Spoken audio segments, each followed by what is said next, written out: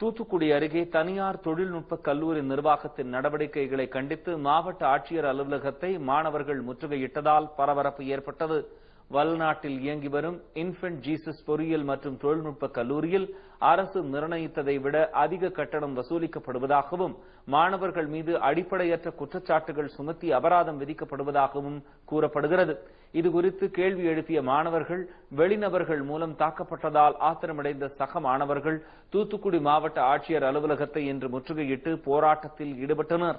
காலேஜில் நடக்கிற ஒவ்வொரு அசம்பாவிதங்களையும் தட்டி கேட்க போகிற மாணவர்களை முன்னாடி வர்ற மாணவர்களை தனித்தனியாக கூட்டு போய் வச்சு நிர்வாகம் அடிச்சு இந்த மாதிரி கொடுமைப்படுத்துறாங்க. ரெண்டாவது அவங்களோட ஸ்டடீஸ்க்கு ப்ராப்ளம் வர்ற மாதிரி சர்டிபிகேட்ஸ்ல பிரச்சனை பண்றாங்க. அவங்களோட எக்ஸாம்பிள் விடாம என்ன இதெல்லாம் பண்றாங்க. ஃபைன், தேவையில்லாத ஃபைன்கள், வேற என்ன கவுன்சிலிங் அறிவிச்ச ஃபீஸை விட தேவையில்லாத ஃபீஸ் எல்லாம் அவங்க அதிகமா வசூல் பண்றாங்க. நோ டியூ அப்படி இப்படின்ற பேர்ல நிறைய அதிகமான கட்டணம் வசூல் பண்ணிடுறாங்க. இதெல்லாம் பத்தி கேட்க போற ஸ்டூடெண்ட்ஸ் அடிக்கிறாங்க. கல்லூரி நிர்வாகத்தின் மீது நடவடிக்கை எடுக்க கோரும் மனு ஒன்றை மாவட்ட ஆட்சியர் திரு ஆஷிஷ் குமாரிடம் மாணவர்கள் அளித்தனர். அதன் மீது வருவாய் கோட்டாட்சியர் விசாரணைக்கு உத்தரவிடப்பட்டதை அடுத்து அவர்கள் கலைந்து சென்றனர்.